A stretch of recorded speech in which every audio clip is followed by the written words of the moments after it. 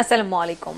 Eaten Bangla সংবাদে সবাইকে স্বাগত জানাচ্ছি অর্পা হাসান। শুরুতেই বিআরবি কেবলস সংবাদ শিরোনাম।